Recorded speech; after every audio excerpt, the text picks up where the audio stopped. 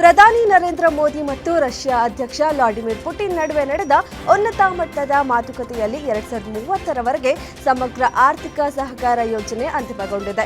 2 ದಿನಗಳ ಭಾರತ ಭೇಟಿಗೆ ಬಂದಿದ್ದ ಅಧ್ಯಕ್ಷ ಪುಟಿನ್ ಜೊತೆ ನಡೆದ ಈ ಚರ್ಚೆಯಲ್ಲಿ ವ್ಯಾಪಾರ, ಕೈಗಾರಿಕೆ, ಇಂಧನ ಹಾಗೂ ವಿಜ್ಞಾನ ತಂತ್ರಜ್ಞಾನ ಸೇರಿದಂತೆ ಹಲವು ಕ್ಷೇತ್ರಗಳಲ್ಲಿ ಸಹಕಾರ ವಿಸ್ತರಣೆ ಕುರಿತು ಪ್ರಮುಖ ನಿರ್ಧಾರಗಳನ್ನು ಕೈಗೊಳ್ಳಲಾಗಿದೆ. ವಿಶ್ವದ ದೊಡ್ಡಣ್ಣ ಅಮೆರಿಕಾಗೂ ಟಕ್ಕರ್ ನೀಡಲು ಭಾರತ ರಷ್ಯಾ ಯೋಜನೆ ರೂಪಿಸಿದೆ ಎನ್ನಲಾಗಿದೆ. ಶೃಂಗಸಭೆಯ ಬಳಿಕ ಜಂಟಿ ವಿವರಣೆಯಲ್ಲಿ 2 ದೇಶಗಳ ನಾಯಕರು 2030ರ ಒಳಗೆ ವಾರ್ಷಿಕ ವ್ಯಾಪಾರವನ್ನು $100 ಬಿಲಿಯನ್ ಹೆಚ್ಚಿಸುವ ಗುರಿ ಘೋಷಿಸಿದ್ದು, ಈ ಮೂಲಕ ಪ್ರಸ್ತುತ $70 ಬಿಲಿಯನ್ ವ್ಯಾಪಾರವನ್ನು ಇನ್ನಷ್ಟು ಬಲಪಡಿಸಲು ನೀಲಿ ನಕ್ಷೆಯನ್ನು ಸಿದ್ಧಪಡಿಸಲಾಗಿದೆ.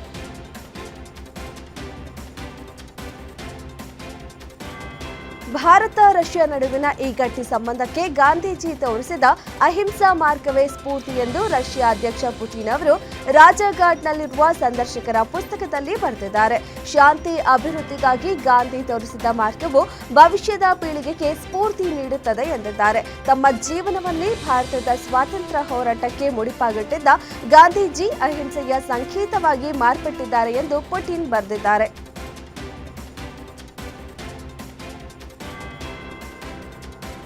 ಕಾರಿನಲ್ಲೇ ಲೋಕಾಯುಕ್ತ ಇನ್ಸ್ಪೆಕ್ಟರ್ ಸಜೀವ ದಹನವಾದ ಘಟನೆ ಧಾರವಾಡದ ಅಣ್ಣಿಗೇರಿ ಪಟ್ಟಣದ ಹೊರ ವಲಯದಲ್ಲಿ ನಡೆದಿದೆ.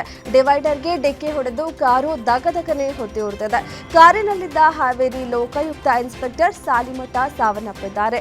ಗದಗದಿಂದ ಹುಬ್ಬಳ್ಳಿ ಮಾರ್ಗವಾಗಿ ಹೊರಟಿದ್ದ I-20 ಕಾರು ಡಿವೈಡರ್ಗೆ ಡಿಕ್ಕಿ ಹೊಡೆದ ಪರಿಣಾಮ ಹೊತ್ತಿ ಉರಿದಿದೆ. ಗದಗದಲ್ಲಿರುವ ಮನೆಗೆ ಇನ್ಸ್ಪೆಕ್ಟರ್ ಹೊರಟಿದ್ದ ವೇಳೆ ಈ ದುರಂತ ಸಂಭವಿಸಿದ್ದು, ಘಟನಾ ಸ್ಥಳಕ್ಕೆ ಆಗಮಿಸಿ ಅಗ್ನಿಶಾಮಕ ಸಿಬ್ಬಂದಿ ಬೆಂಕಿ ನಂದಿಸಿದ್ದಾರೆ.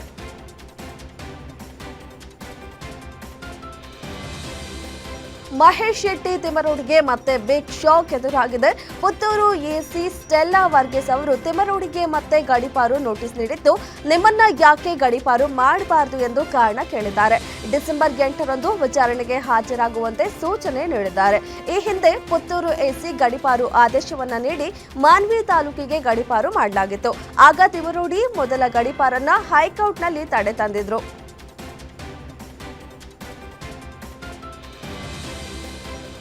DCM DK Shivakumar Jakkur metro ಸ್ಟೇಷನ್ಗೆ ಭೇಟಿ ನೀಡಿ ಮೆಟ್ರೋ ಕಾಮಗಾರಿ ವೀಕ್ಷಣೆ ಮಾಡಿದ್ದಾರೆ. ಕೋಡಿಗೆಹಳ್ಳಿ ಮೆಟ್ರೋ ಕಾಮಗಾರಿಯನ್ನ ನಡೆದುಕೊಂಡೇ ವೀಕ್ಷಣೆ ಮಾಡಿದ ಡಿಕೆಶಿ ಕಾಮಗಾರಿ ವಿಳಂಬದ ಬಗ್ಗೆ ಅಸಮಾಧಾನ ವ್ಯಕ್ತಪಡಿಸಿದ್ದಾರೆ. ನಿಮ್ಮ ಕೆಲಸದ ಬಗ್ಗೆ ಯಾರಿಗೂ ಸಮಾಧಾನ ಇಲ್ಲ. ಇಷ್ಟೊಂದು ಲೇಟ್ ಆಗಿರೋದಕ್ಕೆ ನಿಮ್ಮ ಮೇಲೆ ಆಕ್ಷನ್ ತಗೋಬೇಕಿತ್ತು. ಇಷ್ಟೊತ್ತಿಗಾಗಲೇ ನಿಮ್ಮ ಕೆಲಸಕ್ಕೆ FIR ಆಗಬೇಕಿತ್ತು. ಬೇಗ ಕೆಲಸ ಮುಗಿಸಿದ್ರೆ ಸರಿ ಅಂತ BMRCL ಅಧಿಕಾರಿಗೆ ಡಿಕೆಶಿ ಕ್ಲಾಸ್ ತೆಗೆದುಕೊಂಡಿದ್ದಾರೆ.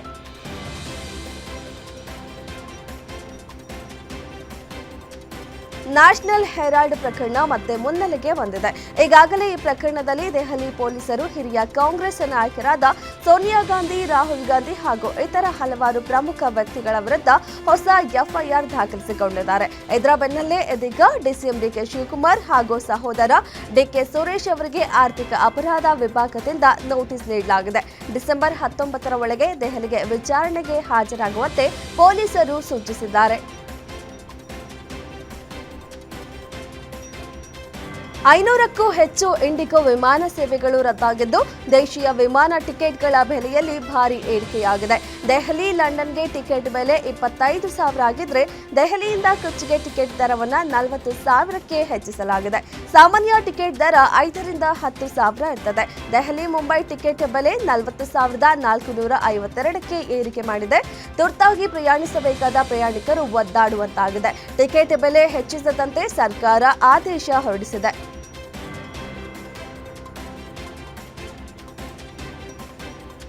ವಿಮಾನಗಳ ವಿಳಂಬ ಸಂಚಾರ, ಹಲವು ಸೇವೆಗಳ ರದ್ದತಿಯಿಂದ ಅನಾನುಕೂಲಗೊಳಗಾದ ಎಲ್ಲಾ ಪ್ರಯಾಣಿಕರಿಗೆ ಇಂಡಿಗೋ ಸಿಇಒ ಪೀಟರ್ ಎಲ್ಬರ್ಸ್ ಕ್ಷಮೆ ಯಾಚಿಸಿದ್ದಾರೆ. ಮುಂದಿನ 5 ದಿನಗಳಲ್ಲಿ ಸಮಸ್ಯೆ ಬಗೆಹರಿಸುವುದಾಗಿ ತಿಳಿಸಿದ್ದಾರೆ. ಫ್ಲೈಟ್ ರದ್ದಾದ ಮಾಹಿತಿ ಪಡೆದ ಪ್ರಯಾಣಿಕರು ವಿಮಾನ ನಿಲ್ದಾಣಕ್ಕೆ ಬಂದು ತೊಂದರೆ ಅನುಭವಿಸದಂತೆ ವಿನಂತಿಸಿದ್ದಾರೆ. ಇಂದು 1000ಕ್ಕೂ ಹೆಚ್ಚು ವಿಮಾನ ಸೇವೆಗಳು ರದ್ದಾಗಿದ್ದು, ಸಂಸ್ಥೆಯು ತೆಗೆದುಕೊಂಡ ಕ್ರಮಗಳಿಂದಾಗಿ ನಾಳೆ ಈ ಸಂಖ್ಯೆ ಕಡಿಮೆಯಾಗುವ ಸಾಧ್ಯತೆ ಇದೆ.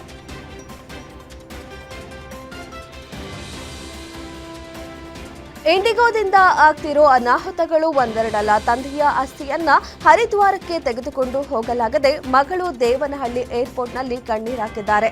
ಬೆಳಗ್ಗೆ 11:45 ಗಂಟೆಗೆ ನಿಗದಿಯಾಗಿದ್ದ ಫ್ಲೈಟ್ ಕ್ಯಾನ್ಸಲ್ ಆಗಿದ್ದು ಮುಂದಿನ 3 ದಿನ ಫ್ಲೈಟ್ ಇಲ್ಲ ಅಂತ ಇಂಡಿಗೋ ಸಿಬ್ಬಂದಿ ಮಾಹಿತಿ ನೀಡಿದ್ದಾರೆ. ಇದರಿಂದ ಮುಂದಿನ ದಾರಿ ತಿಳಿಯದೆ ಕುಟುಂಬದವರು ದಿಕ್ಕಿಟ್ಟು ಕೂತಿದ್ದಾರೆ.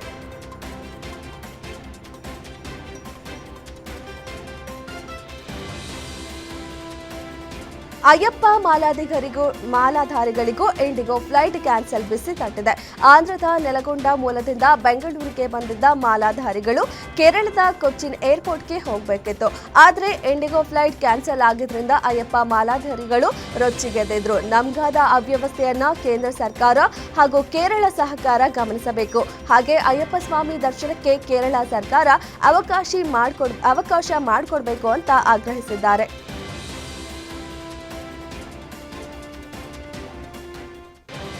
ದೇಶಾದ್ಯಂತ ಇಂಡಿಗೋ ವಿಮಾನ ಸಂಚಾರದಲ್ಲಿ ವ್ಯತ್ಯಯ ಬಿಸಿ ನೂತನ ವಧುವರರಿಗೂ ತಟ್ಟಿದೆ. ಹುಬ್ಬಳ್ಳಿಯ ಗುಜರಾತ್ ಭವನದಲ್ಲಿ ಕಳೆದ ಬುಧವಾರ ವಧು ಮೇಧ ಹಾಗೂ ವರ ಸಂಗಮ್ ದಾಸ್ ಅವರ ಆರಕ್ಷತೆ ಆಯೋಜಿಸಲಾಗಿತ್ತು. ನವೆಂಬರ್ 23ರಂದು ಭುವನೇಶ್ವರದಲ್ಲಿ ಮದುವೆಯಾದ ಈ ಜೋಡಿ ಬೆಂಗಳೂರಿಗೆ ಆಗಮಿಸಿ ಅಲ್ಲಿಂದ ಹುಬ್ಬಳ್ಳಿಗೆ ಬರಲು ಡಿಸೆಂಬರ್ 2ರ ವಿಮಾನವನ್ನ ಬುಕ್ ಮಾಡಿದ್ರು. ವಿಮಾನ ಸಂಚಾರದಲ್ಲಿ ವ್ಯತ್ಯಯವಾಗಿದ್ದ ಪರಿಣಾಮ ವಧುವರರು ಹುಬ್ಬಳ್ಳಿಗೆ ಆರಕ್ಷತೆ ವೇಳೆಗೆ ತಲುಪಲು ಸಾಧ್ಯವಾಗಿಲ್ಲ. ಹೀಗಾಗಿ ವಿಡಿಯೋ ಕಾನ್ಫರೆನ್ಸ್ ಮೂಲಕವೇ ಆರಕ್ಷತೆಯಲ್ಲಿ ಭಾಗಿಯಾದರು.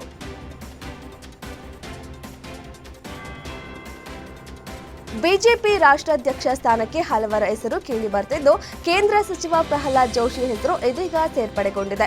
ಅಮಿತ್ ಶಾ ಮತ್ತು ಪ್ರಧಾನಿ ಮೋದಿ ಜೊತೆ ಜೋಶಿ ನಿಕಟ ಸಂಬಂಧ ಹೊಂದಿದ್ದು, ಇದು ಅವರಿಗೆ ಪ್ಲಸ್ ಪಾಯಿಂಟ್ ಎನ್ನಲಾಗಿದೆ. ಸಂಘ ಪರಿವಾರ ಹಿನ್ನೆಲೆ ಹೊಂದಿರುವ ಪ್ರಹ್ಲಾದ್ ಜೋಶಿ ಈ ಹಿಂದೆ ರಾಜ್ಯಾಧ್ಯಕ್ಷರಾಗಿಯೂ ಕೆಲಸ ನಿರ್ವಹಿಸಿದ್ರು. ಸಂಕ್ರಾಂತಿ ಬಳಿಕ ಬಿಜೆಪಿ ಹೊಸ ರಾಷ್ಟ್ರಾಧ್ಯಕ್ಷರನ್ನ ಘೋಷಿಸುವ ಸಾಧ್ಯತೆಗಳಿವೆ.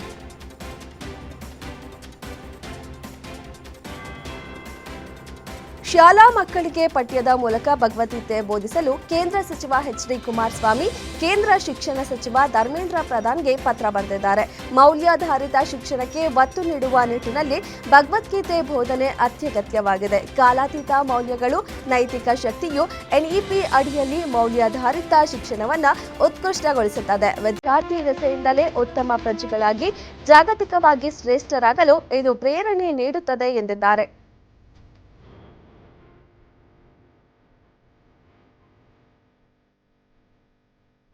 ರೇಣುಕಾಸ್ವಾಮಿ ಹತ್ಯೆ ಪ್ರಕರಣದಲ್ಲಿ ಸಾಕ್ಷಿ ನಾಶಕ್ಕೆ 82 ಲಕ್ಷ ರು ನಗದು ಹಣ ಸಂಗ್ರಹ ಆರೋಪ ಹಿನ್ನೆಲೆಯಲ್ಲಿ ದರ್ಶನ್ ಹೇಳಿಕೆ ಪಡೆಯಲಾಗಿದೆ. ಐಟಿ ಅಧಿಕಾರಿಗಳ ಮುಂದೆ ಏಟು ಆರೋಪಿ ದರ್ಶನ್ ಹಾಗೂ ಪತ್ನಿ ವಿಜಯಲಕ್ಷ್ಮಿ ಹೇಳಿಕೆ ದಾಖಲು ಮಾಡಿಕೊಳ್ಳಲಾಗಿದೆ. ಕೃಷಿ ಮತ್ತು ಪಶು ಸಂಗೋಪನೆಯಿಂದ ಹಣ ಬಂದಿದ್ದಾಗಿ ದರ್ಶನ್ ಐಟಿ ಅಧಿಕಾರಿಗಳ ಮುಂದೆ ಹೇಳಿಕೆ ನೀಡಿದ್ದಾರೆ.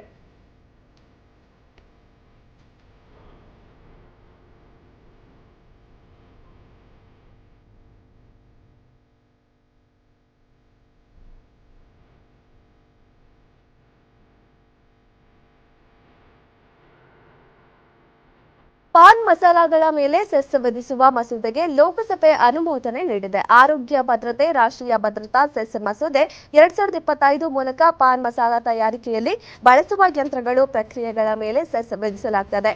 ಈ ಆದಾಯವನ್ನು ಸಿಎಫ್ಐನಲ್ಲಿ ಜಮಾ ಮಾಡಿ ರಾಷ್ಟ್ರೀಯ ಭದ್ರತೆ ಸಾರ್ವಜನಿಕ ಆರೋಗ್ಯಕ್ಕಾಗಿ ಬಳಸಲಾಗುತ್ತದೆ.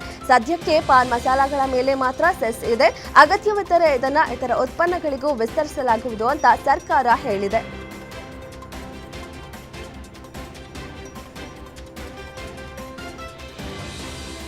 ಬೆಂಗಳೂರಿನ ಜನತೆಗೆ ಮತ್ತೊಂದು ಬೆಲೆ ಏರಿಕೆ ಬಿಸಿ ತಟ್ಟಿದೆ. ಹಣ್ಣು ತರಕಾರಿ ಬಳಿಕ ಈಗ ಮೊಟ್ಟೆಯ ಬೆಲೆ ಏರಿಕೆಯಾಗಿದೆ.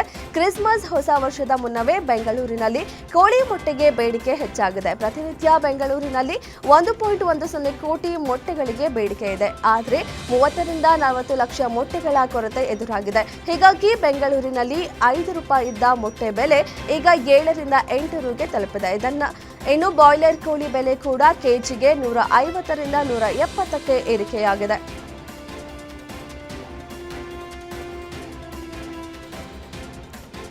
ಎಸ್ಎಸ್ಎಲ್ಸಿ ವಾರ್ಷಿಕ ಪರೀಕ್ಷೆ ಈಗಿನಂತೆ ವರ್ಷಕ್ಕೆ 3 ಬಾರಿಯೇ ಮುಂದುವರಿಯಲಿದೆ.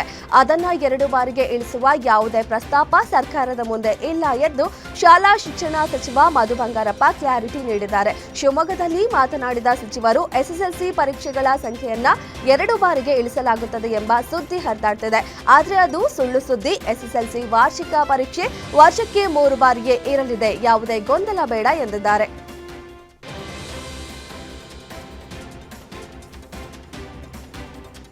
ಸರ್ಕಾರಿ ಹಾಸ್ಟೆಲ್ನಲ್ಲಿ ವ್ಯಕ್ತಿಯೊಬ್ಬ ತನ್ನ ಮಗನ ಕಾಲಿಗೆ ಸರಪಳಿ ಕಟ್ಟಿ ಕೂರಿಸಿರೋ ಘಟನೆ ಬೆಳಕಿಗೆ ಬಂದಿದೆ. ಒಡಿಶಾದ ಬಾಲ್ಸೋರ್ನ ಬೇಗುನಿಯಾದ ಸರ್ಕಾರಿ ಯುಪಿ ಶಾಲೆಯ ಹಾಸ್ಟೆಲ್ನಲ್ಲಿ ಘಟನೆ ನಡೆದಿದೆ. ಅನುಮತಿ ಇಲ್ಲದೆ ಬಾಲಕ ಹಾಸ್ಟೆಲ್ನಿಂದ ಓಡಿ ಹೋಗಿ ಮನೆಗೆ ಮರಳಿದ್ದ ಎಂದು ಆರೋಪಿಸಿರುವ ತಂದೆ ಮಗನಿಗೆ ಈ ಶಿಕ್ಷೆ ನೀಡಿದ್ದಾರೆ. ಘಟನೆಯ ವಿಡಿಯೋ ವೈರಲ್ ಆಗಿದ್ದು ನೆಟ್ಟಿಗರಿಂದ ಆಕ್ರೋಶ ವ್ಯಕ್ತವಾಗಿದೆ. ಸದ್ಯ ಶಿಕ್ಷಣ ಇಲಾಖೆ, ಶಾಲಾ ಆಡಳಿತವು ತಕ್ಷಣ ಕ್ರಮ ಕೈಗೊಂಡು ಮಗುವನ್ನ ರಕ್ಷಿಸಿದೆ. ಬೆಳಗ್ಗೆ 5:15 ಬದಲು ಬೆಳಗ್ಗೆ 6:10ಕ್ಕೆ ಕಲಬುರಗಿಯಿಂದ ಹೊರಡಲಿರುವ ವಂದೇ ಭಾರತ್ ಸುಮಾರು 55 ನಿಮಿಷ ತಡವಾಗಿ ಅಂದ್ರೆ ಮಧ್ಯಾಹ್ನ 2:10ಕ್ಕೆ ಬೆಂಗಳೂರಿನ ಸರ್ ಎಂ ವಿಶ್ವೇಶ್ವರಯ್ಯ ಟರ್ಮಿನಲ್ಗೆ ತಲುಪಿದೆ. ಆದರೆ ಬೆಂಗಳೂರಿನಿಂದ ಕಲಬುರಗಿ ಬರೋ ಸಮಯದಲ್ಲಿ ಯಾವುದೇ ಬದಲಾವಣೆ. ಹೋಟೆಲ್ ರೂಮ್ ಬುಕಿಂಗ್ ನೆಪದಲ್ಲಿ ಸೈಬರ್ ವಂಚನೆ ಮಾಡಿರುವ ಘಟನೆ ಬೆಳಕಿಗೆ ಬಂದಿದೆ. ಜಾಲಹಳ್ಳಿ ನಿವಾಸಿಯಾಗಿರೋ ರಾಜ ಶರ್ಮಾ ಆನ್ಲೈನ್ನಲ್ಲಿ ರೂಮ್ ಬುಕಿಂಗ್ಗೆ ಮುಂದಾಗಿದ್ದಾರೆ. ಈ ವೇಳೆ ಇದನ್ನೇ ಬಂಡವಾಳ ಮಾಡಿಕೊಂಡ ಖದೀಮ ಹೈ ಕ್ಲಾಸ್ ರೂಮ್ ಫೋಟೋಸ್ ಕಳಿಸಿ ಸುಮಾರು 1 ಲಕ್ಷದವರೆಗೂ ಆನ್ಲೈನ್ನಲ್ಲಿ ಹಣ ಪಡೆದಿದ್ದಾರೆ. ಹಣ ಅಕೌಂಟ್ಗೆ ಬೀಳ್ತಿದ್ದಂತೆ ವಂಚಕರು ಫೋನ್ ಸ್ವಿಚ್ ಆಫ್ ಮಾಡಿದ್ದಾನೆ. ವಂಚನೆಗೆ ಒಳಗಾದ ರಾಜ್ ಶರ್ಮಾ ಪೀಣ್ಯ ಪೊಲೀಸ್ ಠಾಣೆಯಲ್ಲಿ ಪ್ರಕರಣ ದಾಖಲಿಸಿದ್ದು ಸೈಬರ್ ಅಪರಾಧಿಗಾಗಿ ಬಲೆ ಬೀಸಿದ್ದಾರೆ.